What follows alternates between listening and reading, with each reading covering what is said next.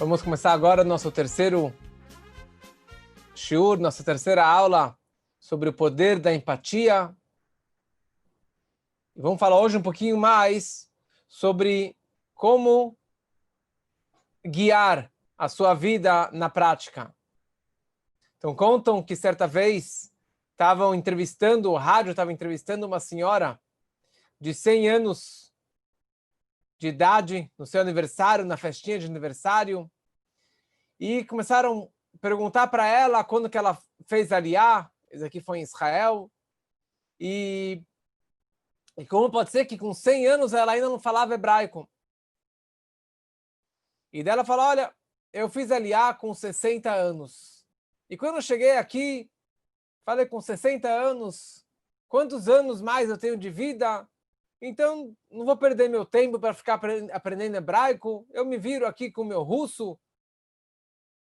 E assim passou alguns anos, e eu me encontrei com 80 anos. 80 anos de idade. E de novo eu falei, bom, se até agora eu não aprendi, agora já era, minha vida já está acabando. Então, de novo, eu não fui aprender o hebraico. E aqui eu estou com 100 anos. Agora é realmente too late. Tarde demais para aprender o hebraico. Mas isso significa que nunca é tarde. E sempre podemos e devemos aprender. E principalmente o estudo da Torá, um estudo milenar, tão precioso, o estudo da Torá, as gemas que nós temos dentro da Torá.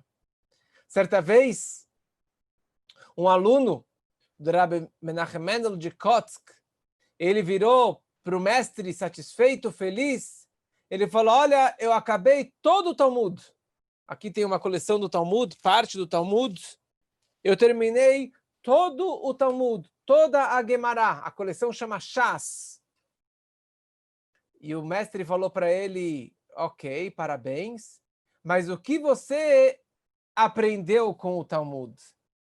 Quer dizer, o que o Talmud te ensinou? Você aprendeu muita coisa, você leu muita coisa, mas o que o Talmud ensinou para você na sua vida, na sua conduta? Quais mensagens você levou para a sua vida? Assim também aconteceu com o Alter Rebbe, que alguém chegou para ele e falou, acabei o Tânia todo o livro Tânia, tão importante, que, aliás, o meu próximo curso vai ser alguns capítulos do Tânia sobre alegria, como ser feliz. Então ele chegou para o mestre e falou, eu acabei o Tânia todo.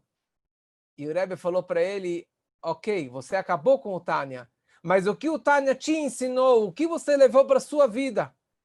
Como alguém costuma dizer, eu acabei aquele livro, eu acabei com aquele estudo, mas será que você realmente interiorizou e levou para a sua vida? Na teoria é muito fácil, muito bonito, mas a questão é você realmente arregaçar a manga e de você levar na prática isso no seu dia a dia. Nas últimas aulas, nós falamos sobre placas da nossa estrada, da nossa vida, comportamento da nossa vida. E a questão é, será que você realmente vai sair desse curso com uma carteira de motorista, com CNH? Será que você vai sair daqui sabendo o GPS for the soul, o GPS para a sua alma, para a sua vida judaica?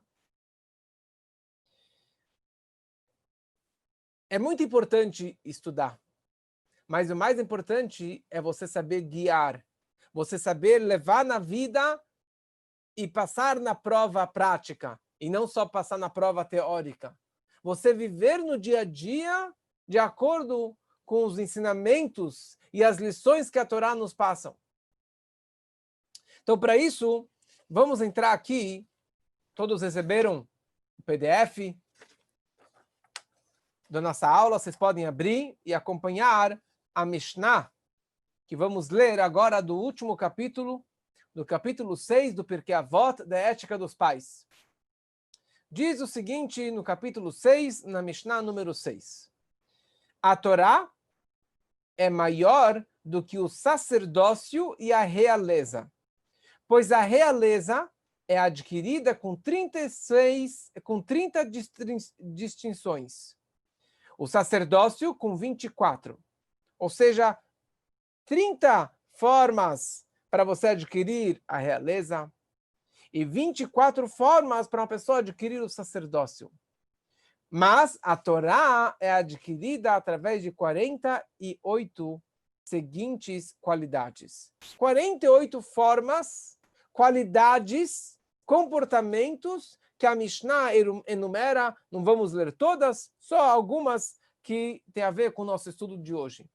Então, a primeira forma que você pode adquirir a Torá é com estudo. Você pode adquirir com reverência, com temor, modéstia, tzniut, com alegria, simcha, e com fé nos sábios, emunat chachamim. Fé nos sábios, acreditando nos sábios, nos nossos sábios, com S maiúsculo. Isso é uma forma de você adquirir a Torá. E também consciente de seu próprio lugar. Pessoa que ela é consciente do seu próprio nível, qual é o andar dela, qual é o nível espiritual de estudo que ela se encontra. Ou seja, na Torá nós temos várias e várias formas de você adquirir a Torá. Você tem a teoria, que é o estudo da Torá, e você tem a prática, que é a prática das mitzvot. O que representa a Torá? O que seria essa teoria do estudo da Torá? E como que seria essa prática do cumprimento das mitzvot? Então, aqui a gente está num curso de CNH, curso de como dirigir. Então, vamos comparar um pouco com como adquirir uma carteira de motorista. Então, no curso, na autoescola, você tem duas partes nas aulas teóricas. Primeiro, você tem que conhecer os meios de transporte, conhecer o seu carro, e depois você tem que conhecer as leis. Então, a primeira coisa, você tem que conhecer o tipo de veículo. Qual é o meio de transporte? Existem vários tipos de transportes. Tem caminhão, tem carro, tem moto, tem ônibus e assim por diante. E depois você precisa entender, conhecer alguns dos detalhes básicos do carro.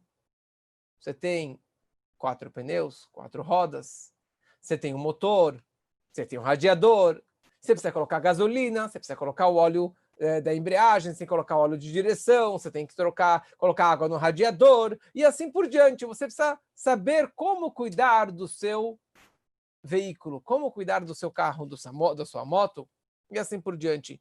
Quanto que seu carro aguenta, qual é a capacidade máxima do seu caminhão, qual dia você pode dirigir, qual hora você pode dirigir, qual a estrada, qual a velocidade, e assim por diante. Qual é o meu meio de transporte? O que seria na minha vida o meu meio de transporte?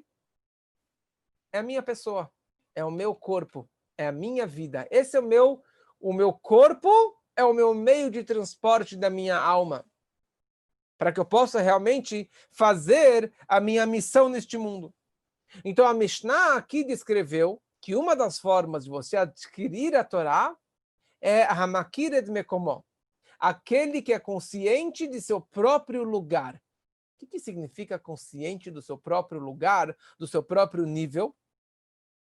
Então isso está se referindo, na verdade, na época do templo, que tinha o Sanhedrin, que era o Supremo Tribunal da época, e o Supremo Tribunal era dividido em 3 fileiras.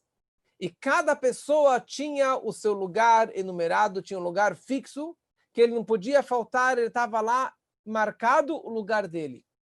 Então, cada um dos grandes sábios do Sanedrim precisavam saber exatamente qual era o lugar dele, aonde que ele pertencia, qual era o nível dele. Se ele era o líder, ou se ele era mais um da segunda fileira ou da terceira fileira e assim por diante. Assim também na nossa vida. A pessoa ela tem que saber qual é o seu nível, qual é o seu lugar. E isso tem 2 explicações. A primeira explicação, você tem que saber de onde que você veio. Se você é um judeu, você tem uma alma judaica, e essa alma ela veio debaixo do trono celestial. debaixo do trono de Deus, daí que veio a sua alma. Olha a fonte da sua alma, olha quão elevada é a sua Neshama. Então saiba o seu lugar, reconheça, seja consciente do seu próprio lugar, do seu nível de quão sagrada, de quão especial é a sua alma judaica, cuide dela. E não maltrate a sua alma. E pelo contrário, você tem que conhecê-la melhor, estudando o Torá e fazendo as mitzvot. Por outro lado, como que, na verdade, o Reb Zusha de Anipoli, um grande tzadik, ele dizia a seguinte frase: quando eu chegar lá em cima, depois de 120 anos, não vão me perguntar por que você não foi Abraham, o patriarca Abraham, por que você não foi o patriarca Yitzhak, por que você não foi Moisés, ou por que você não foi o Baal Shem Tov, e assim por diante. Não vamos fazer essa pergunta. Eles vão me perguntar por que eu não fui Zusha. Por que você não foi você mesmo? Por que você não fez a sua missão que estava destinada para a tua alma fazer nessa vida? Be yourself. Faça a tua missão e não a missão do outro.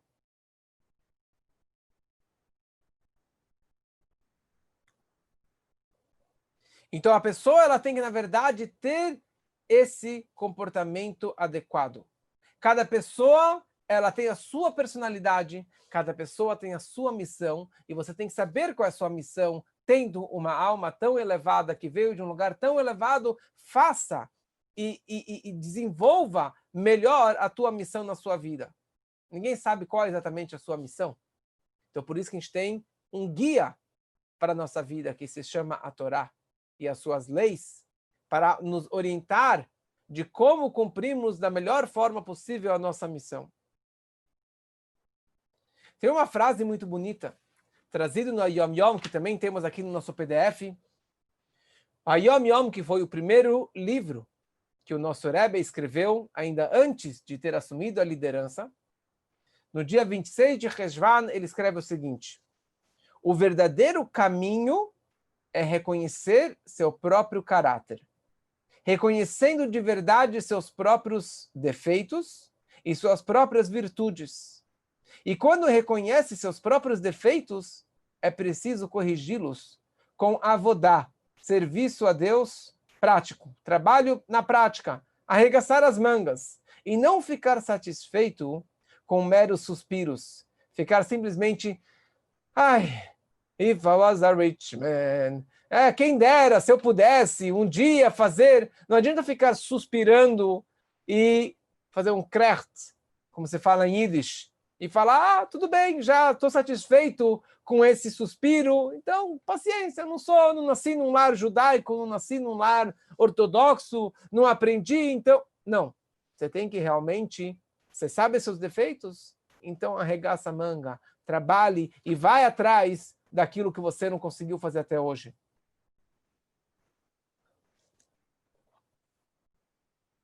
A pessoa tem que saber qual é o seu veículo, qual é o seu meio de transporte. Tem pessoas que são tratores, tem pessoas que são motos e tem pessoas que são ônibus. Uma pessoa que ele é um trator, tem um motor, ele é uma máquina que não para e que ele vai, ele arranca, ele constrói, ele move o mundo, ele constrói projetos maravilhosos, mas por ser um trator, ele pode triturar alguém, ele pode pisar em cima de alguém, ele pode acabar se acidentando e causando um prejuízo para uma outra pessoa, ferindo os sentimentos dos outros. Então, se você é um trator, se você tem essa energia de um trator, de uma máquina, use para o bem, para ajudar muitas pessoas, para falar palavras positivas e construir coisas maravilhosas na vida, e não, Deus nos livre, acabar machucando e ferindo outras pessoas. Por outro lado, se você é uma moto ela é pequena, ela é leve, ela é fininha, não tem problema de estacionar, não tem problema de trânsito, ela consegue, com agilidade, ela consegue com facilidade atingir, chegar onde que ela deseja chegar. E para você dirigir uma moto, você tem que ter a carteira CNH A. É a carteira A. Não é qualquer um que tem. Eu não tenho carteira de moto. Então, você tem que saber as vantagens e as desvantagens de ter uma moto. Você é muito mais suscetível para ser acidentado. Quantos acidentes de motos não tem por aí? Quantas pessoas, por ser tão leve, às vezes por ser tão easygoing, então ele acaba se acidentando muito mais fácil. Então você tem que saber o seu objetivo tendo essas características na sua vida judaica. E por outro lado, você tem uma pessoa que ela é um ônibus. Um ônibus carrega pessoas. E o motorista de ônibus ele precisa ter uma CNH especial. É CNH D, a letra D. Por quê? Na nossa vida, isso representa um líder. Ou um pai para os seus filhos, pais para os seus filhos, um professor para alunos, um líder comunitário para a sua comunidade. Ele tem que ser um ônibus, ele tem que ser responsável por todos os seus passageiros, todas as pessoas que estão nas suas costas, todas as pessoas que ele está guiando para uma vida, para um destino, para algum lugar. E você tem que saber que você tem uma responsa nas suas costas. Se você é um líder, se você é um pai, se você é um professor, você tem que ter a energia e o conhecimento para conseguir transmitir isso daqui para frente. E principalmente, você tem que ser um exemplo de pessoa. Você tem que ser uma pessoa digna. Aquilo que você está cobrando dos seus alunos, faça aquilo que você fala. E não somente façam o que eu faço, o que eu falo, né? Você primeiro tem que ser o exemplo para depois você cobrar dos outros para que eles também possam fazer. Depois que você já conhece o seu veículo, o seu meio de transporte, as suas qualidades, os seus defeitos, você tem que conhecer um pouquinho mais das regras de trânsito, das leis do trânsito, das leis da vida, de como realmente dirigir a sua vida. O que seria isso daqui na nossa vida, no serviço divino, na nossa estrada judaica da nossa vida, nossa jornada? Isso, na verdade, é a Torá. A Torá é chamada Torat Chaim, a Torá da vida, ou a Torá viva, que ela é é nosso guia, a nossa maior orientador para a nossa vida de como realmente dirigir com os obstáculos, com os problemas, com todas as dificuldades da nossa vida. E a Torá tem muitas regras, tem muitas leis, mas a pessoa não pode enxergar a Torá só como um dogma, só como um decreto, como uma lei e um peso, como um fardo. Mas a Torá ela tem de tudo, começando com isso que estamos estudando aqui há tantas semanas. Ética, moral, educação, ética dos pais. Esse livro inteiro do Pirkei Avot fala sobre ética. E a pessoa precisa realmente seguir as orientações da Torá no seu comportamento no dia a dia, de não maltratar o próximo, de não maltratar um animal, de nem desperdiçar nada. A Torá já descreve a proibição de você desperdiçar qualquer coisa, quebrar algo à toa, jogar uma fruta no lixo. A Torá tem esse cuidado há milênios. O que o homem hoje está desenvolvendo, e muita gente ainda não se preocupa com isso, com reciclagem, assim por diante. A Torá tem muitas regras. Tem a Torá, nós temos as 613 mitzvot, os princípios da Torá, as leis da Torá, as regras da Torá. E ao mesmo tempo, nós temos muitas regras e leis de negócios, de compra e venda, achados e perdidos, de um assassinato, de um roubo, de um assalto, de um furto, de vários tipos de situações, de como você se comportar no seu escritório, com o seu paciente, com o seu cliente. Tudo isso está escrito na Torá e no Talmud. Amazing. Você simplesmente precisa abrir e conhecer um pouquinho mais. E na hora que você compra, porque na hora que você compra um computador, você compra uma máquina super delicada, muito cara, você tem que primeiro ler o manual de instruções. Se você não lê o manual de instruções, você pode acabar pifando aquela máquina, aquele computador. O manual de instruções da nossa vida é a Torá. Então precisamos abrir a Torá e conhecê-la um pouquinho mais a fundo. E a Torá, as mitzvot, na verdade, os preceitos da Torá, tem aqueles que são chamados de mishpatim, leis lógicas, como eu falei, não roubar, não matar, respeitar o próximo, as leis de casamento, são leis coisas que o homem por si só, mesmo sem a Torá, iria cumpri-las. Mas existem outras mitzvot que são chamadas de hukim. Hukim são dogmas, são decretos que racionalmente muitos deles a gente não consegue entender. Por exemplo, toda lei de misturar carne com leite, a proibição de misturar carne com leite, a espera das horas, são dogmas. Toda lei de pureza e impureza. Você entrou no cemitério, você está impuro. Você tocou no animal impuro, no animal morto, você fica impuro. Ou a lei da mulher após o período menstrual, que tem que ir na mikve. São decretos da Torá. Tem explicações lógicas, mas a base é um chok, é um decreto divino, é um dogma divino.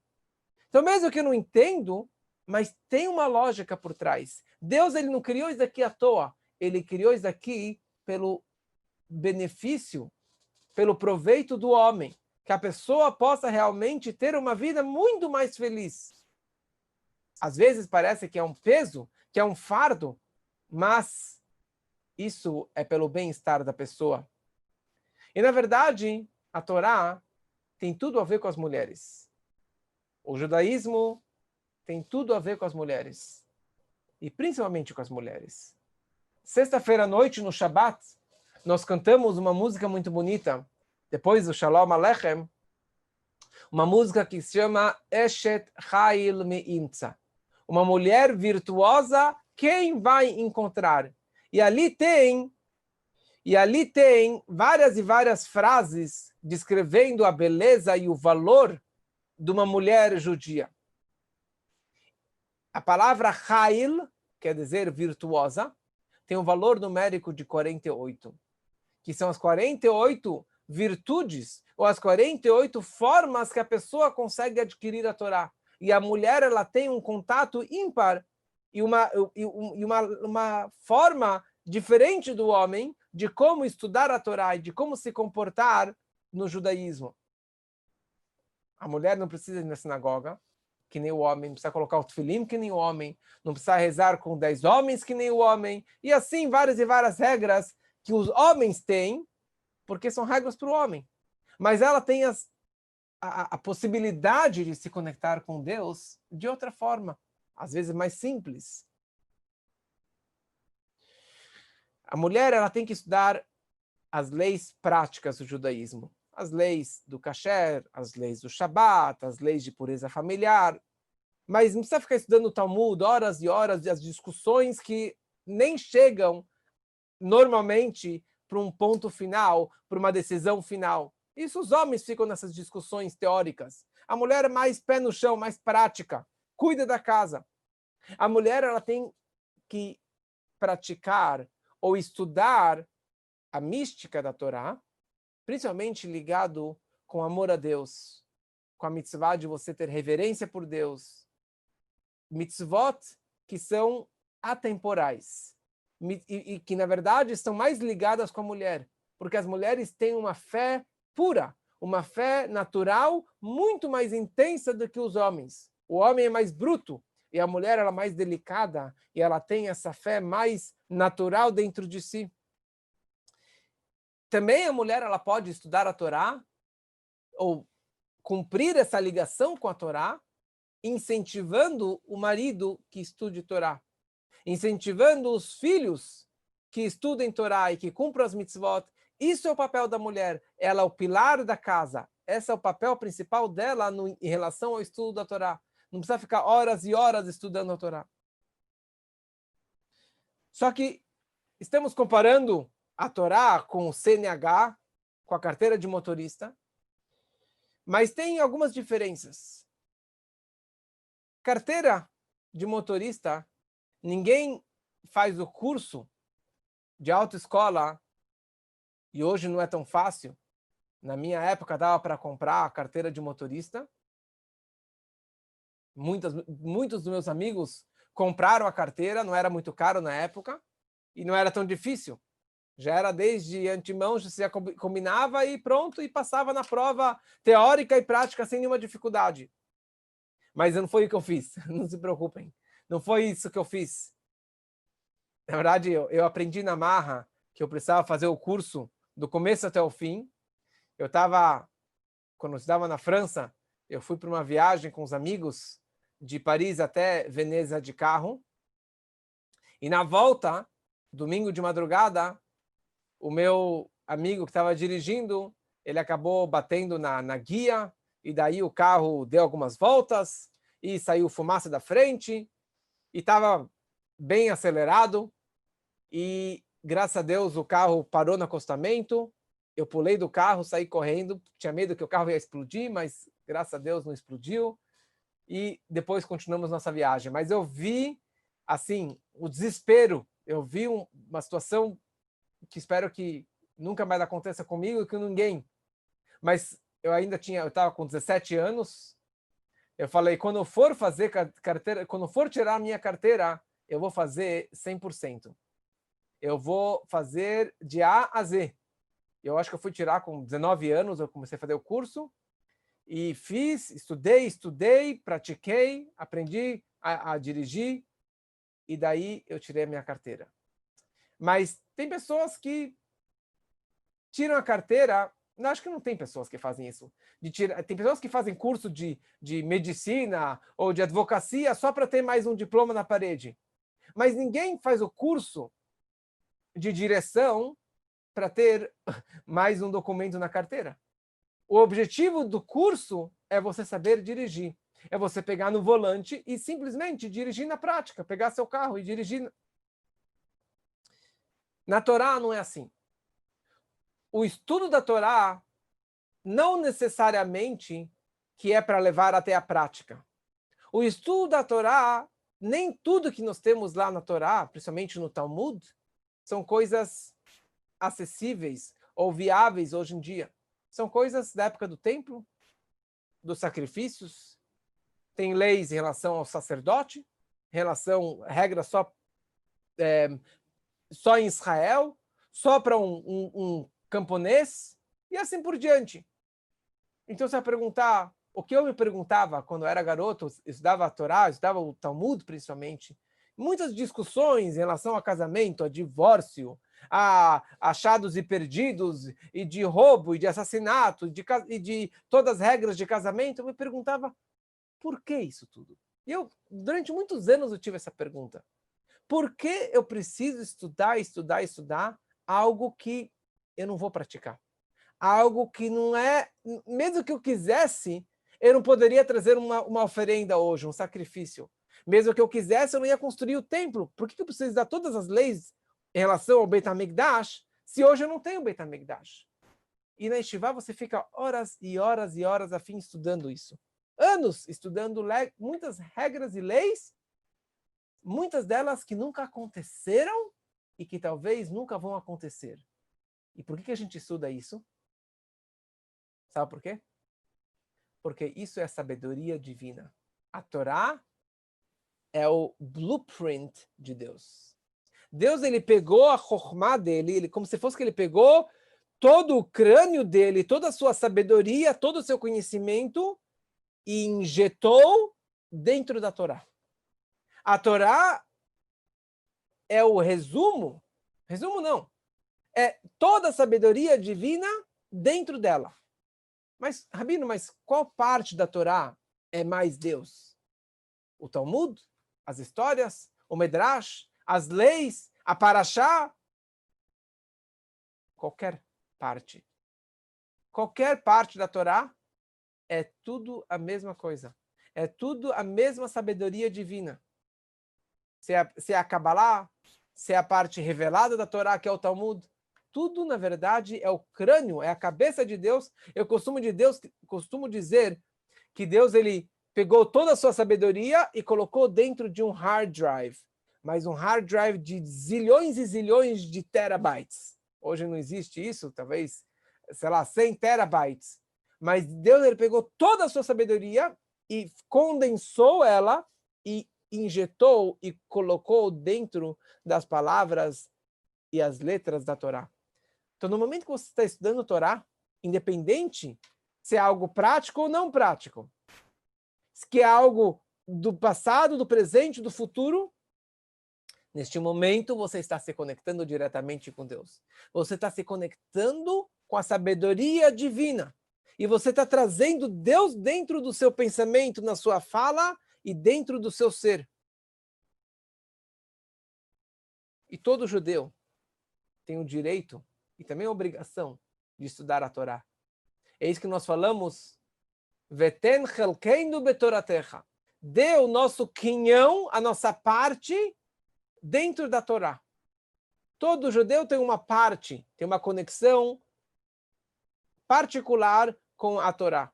Uns gostam mais da lei, outro mais das histórias, outro mais da Torá, outro mais do Tânia, da Kabbalah, da Gemara, da Mishnah e assim por diante.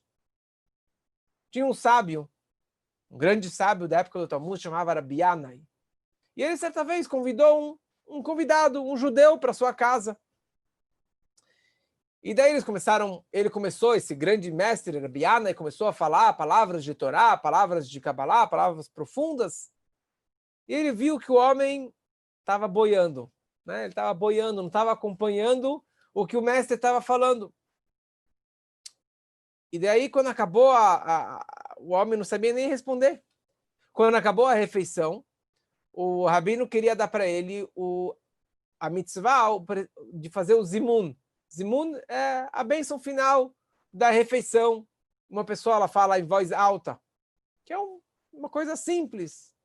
E o homem falou, fazer o quê? Não estou entendendo o que você está falando. Zimun. Não, é zimun. E ele não sabia o que era isso. E o Rabi Yanai, sem querer, acabou gozando da cara deste homem ignorante, desse judeu simples. Ele riu da cara dele. Aí o homem virou para ele e ele falou o seguinte, olha, Rabino, certa vez eu estava passando na frente de uma yeshiva, de uma casa de estudos, e eu ouvi a seguinte frase, Torá tzivá lanu Moshe morashá keilat Yaakov.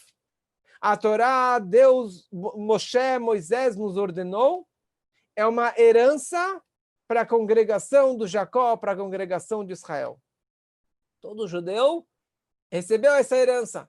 A Torá nós recebemos de presente e de herança de Deus, para todos, independente do conhecimento da prática.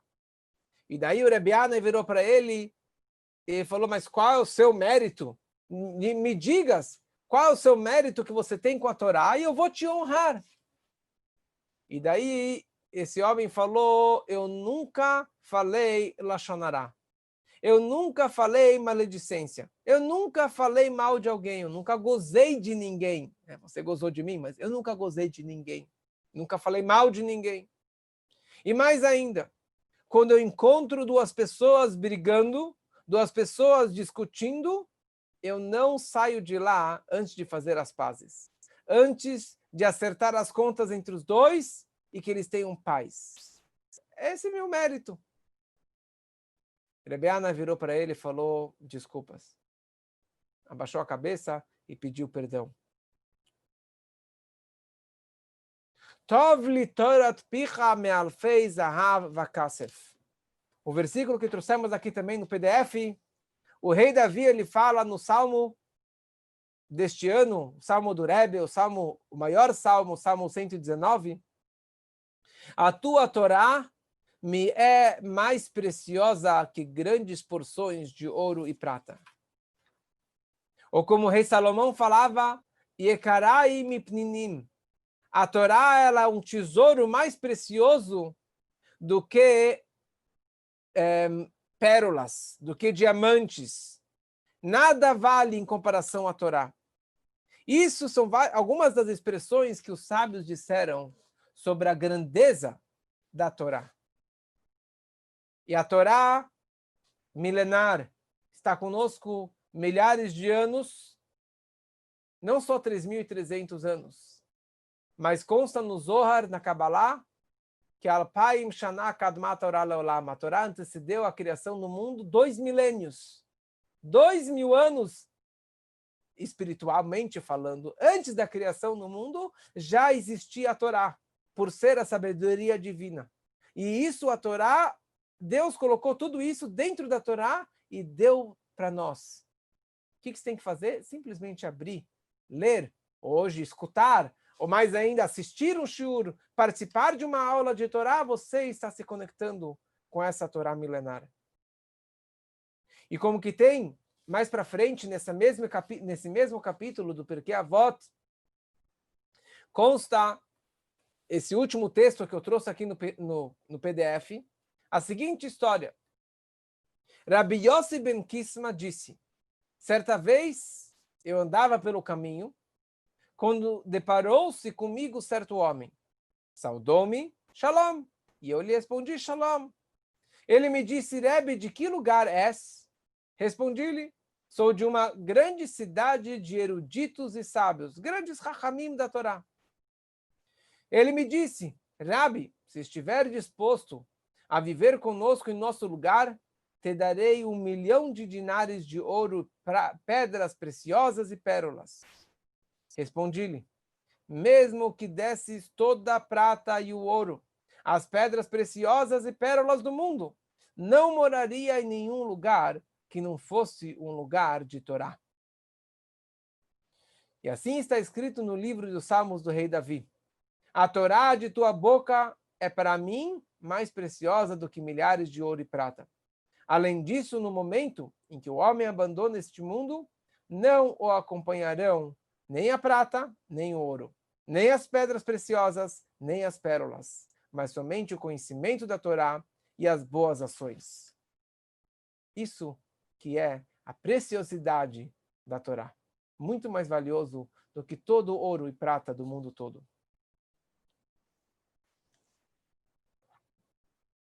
Certa vez, um sábio viajava num navio com vários mercadores, cada um com a sua mercadoria, couro, sal, pedras, madeira, ferro, cada um com a sua mercadoria.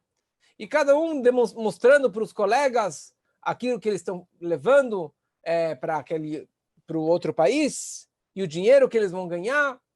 E o sábio, o Talmid Chacham, ele estava lá no cantinho do barco, na dele, com um livro do Talmud na mão, lendo, estudando o tempo todo. E daí o pessoal virou para ele e falou, mas seu judeu, qual é a sua mercadoria? Né? O que você está levando para a sua viagem? Falou, a minha mercadoria é a mais preciosa. A minha mercadoria é a mais valiosa, muito mais valiosa do que as vossas. Ele falou, sério? Mostra. A minha mercadoria é a mais preciosa. E daí eles foram revistar no casaco, na mochila dele, no quarto dele, e não viram nada.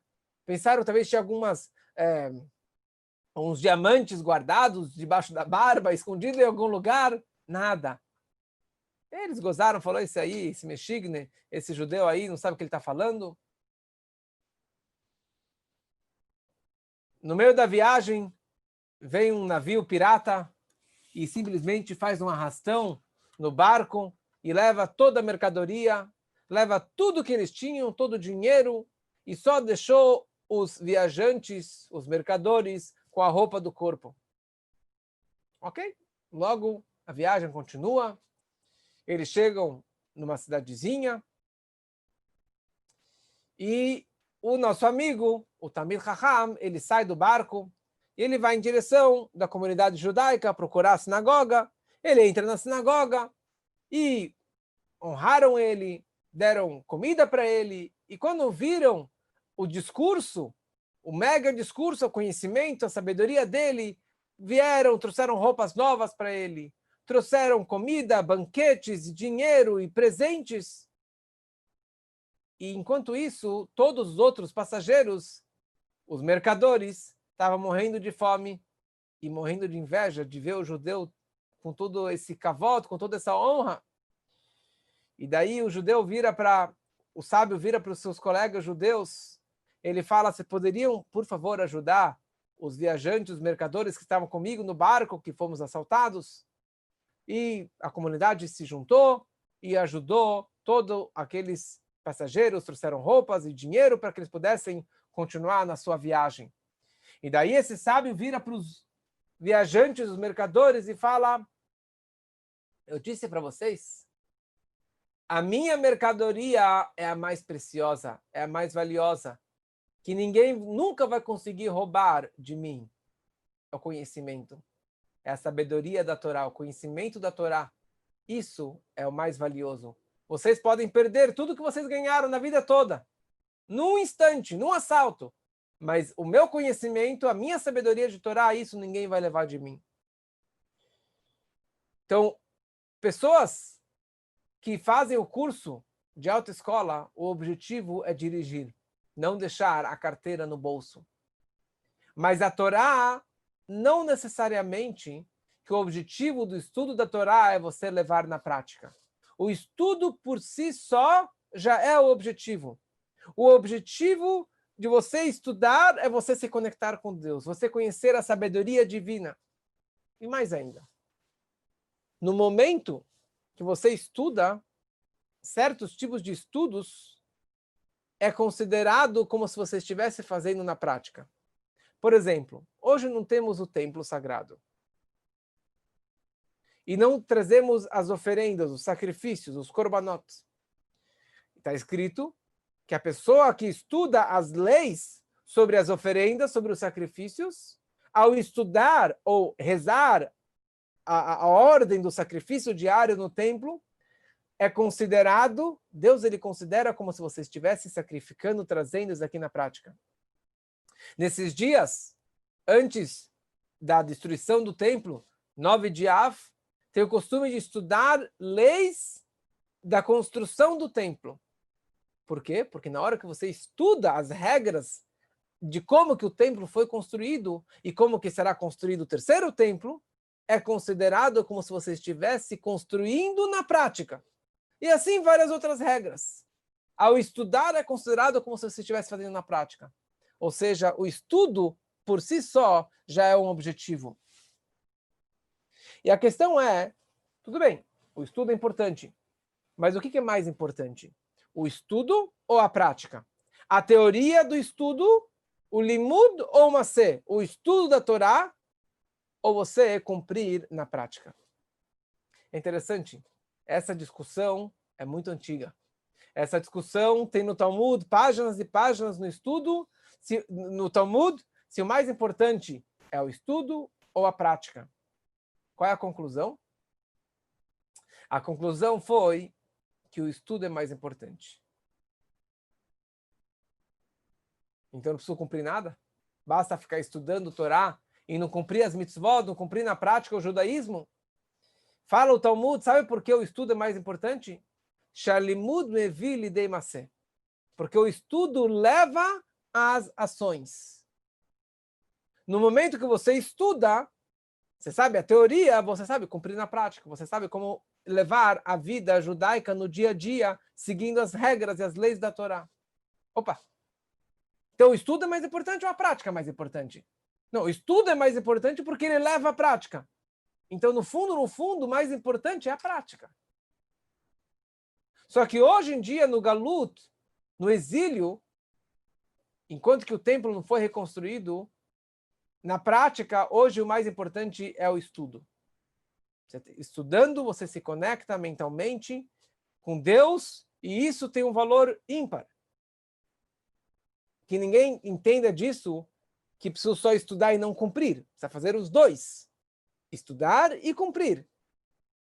E precisa estudar para saber como cumprir. Ok? Mas tem um peso especial o estudo da Torá por si só, mesmo que você não leva na prática. Mas no futuro não. Em breve, muito em breve, Mashiach chegando, em qualquer momento, Mashiach chegando, o mais importante será a prática e não tanto o estudo. Você cumprir na prática. Qual é o poder do estudo, da mitzvah? Qual a importância de uma mitzvah? Mitzvah, um preceito, quer dizer, você cumprir uma regra, uma lei da Torá. Mitzvah vem da palavra tzavta, em aramaico. Tzavta vechibur, uma ligação, uma conexão. No momento que você cumpre uma mitzvah, você está se conectando com sua prática, com o seu corpo, com os órgãos do seu corpo, diretamente com Deus. Quando você coloca tefilim, você está colocando o tefilim junto com Deus, porque Deus também coloca tefilim. Então, simultaneamente, vocês estão se conectando. Se você guarda um Shabat, você está se conectando com Deus, porque Deus também guarda o Shabat. Deus descansa no Shabat. Se você tem amor ao próximo, você também está se conectando com Deus, porque Ele também tem amor ao povo de Israel. Se você estuda a Torá, você está se conectando com Deus, porque Deus também estuda a Torá. E assim por diante. Você está se conectando diretamente com Deus. E o objetivo da prática, o objetivo das mitzvot é você elevar o físico, elevar o material. Você transformar o material em espiritualidade. Como já foi explicado, que na hora que você pega o couro do animal e você faz dele uma mezuzá, um tefilim, e assim por diante, um rolo de Torá, você está elevando aquele animal e tudo que tem dentro dele para santidade, para a Kedushá. Mas como que eu faço na prática isso? É muito confuso. Tantas coisas. Por isso que a Mishnah aqui, uma das ideias, uma das formas da pessoa adquirir a Torá é com fé nos sábios. Pessoa que tem fé nos chachamim, nos sábios, nos tzadikim. Qual a importância de você acreditar num sábio? Ele não é Deus, mas ele é um sábio. E aí vem, na verdade, uma das grandes orientações do Rebbe de Aseh Lecharav. Toda pessoa precisa ter um Rav, um rabino. Um rabino não somente para questões urgentes, não somente para questões de luto, não somente para questões de kasher, de shabat, questões de leis práticas, mas dúvidas em geral, orientação sobre casamento, sobre educação dos filhos, sobre como se comportar em tal e tal situação. Seria mais como um coaching. Tem um rabino que a pessoa usa como um coaching, como um orientador. E isso é um dos grandes projetos que o Rebbe lançou, que toda pessoa precisa ter um rabino. Eu tenho um rabino. Qualquer situação que eu estou numa encruzilhada, que eu estou numa dúvida, não sei como me comportar, eu levanto o telefone e ligo para o meu rabino. E aquilo que ele me orienta, é isso que eu vou cumprir. Deus falou que você tem que ter um rabino e obedecer esse rabino. Então, no momento que aquele rabino me deu tal orientação, mesmo que eu discorde, mesmo que eu acho que eu sou mais inteligente do que ele, ou que ele esteja errado, você precisa obedecer piamente, exatamente a orientação do seu mestre. Uma vez, eu desobedeci o meu orientador, meu rabino. Eu falei, não é exatamente isso que ele queria dizer, ele não sabe a situação exata, ele não sabe o que eu deveria fazer. Eu fui lá e eu fiz diferente da forma que ele me orientou. E eu paguei caro por isso. Me durou uns 2 anos para conseguir consertar aquilo que eu não obedeci ao meu mestre. Depois as coisas deram certo. E daí, a partir de então, eu aprendi que eu devo obedecer 100%, exatamente as palavras que o meu mestre, que o meu professor, o meu rabino me orientou. Tem que ser alguém mais elevado espiritualmente, alguém com conhecimento maior, não precisa ser um grande rabino, mas alguém que eu tenha uma empatia, alguém que eu tenha uma ligação com ele e que eu vou ser um recipiente, né? Eu vou obedecer às ordens dele e sem tentar desvirtuar e levar para a minha direção que eu entendo. O próprio Rebbe, quando deu essa orientação, o Rebbe próprio pegou uma espia para si. Ele pegou o rabino do 770 para que fosse o seu orientador. Imagina, orientador para o Rebbe. E com isso concluímos o nosso curso, na nossa grande jornada da vida, da empatia, e falamos vários comportamentos na nossa viagem, na nossa jornada, de como que você tem que reagir em certas situações, ter um bom coração e a sensibilidade pelo próximo, o caminho da alegria, seja feliz, a placa de proibida a entrada, que tem situações que você não pode se intrometer, você não pode falar uma palavra para um enlutado, uma pessoa que está numa angústia. Falamos na aula passada sobre o expressway, agilidade, seja ágil como o veado na vida, de como se comportar nessa expressway. E agora, todos concluímos com a carteira de motorista, e vocês já sabem realmente como levar a sua vida, como praticar no dia a dia e como viver uma vida judaica seguindo o GPS da nossa alma, ou talvez o Waze, seria mais moderno falar da nossa vida judaica. Então, uma boa dica é sempre falar o Tfilat HaDerech. Tfilat HaDerech é aquele cartãozinho que nós temos no carro, que é uma brachá, uma bênção especial. Em qualquer viagem que nós fazemos de carro ou de avião, nós fazemos uma reza pedindo para Deus para que nenhum acidente aconteça na nossa vida. Assim também na nossa vida, no dia a dia, quando você acorda de manhã, você precisa pedir para Deus para que tudo realmente seja da melhor forma possível e que não tenha nenhum acidente. E com isso concluímos o nosso curso. Este curso, em breve, iremos iniciar mais um curso muito especial, que será Como Ser Feliz. Como ser feliz de verdade. E vamos nos aprofundar, baseado no Tânia, no livro tão sagrado do Tânia, do Alter Rebbe. E eu aguardo vocês lá muito em breve, se Deus quiser.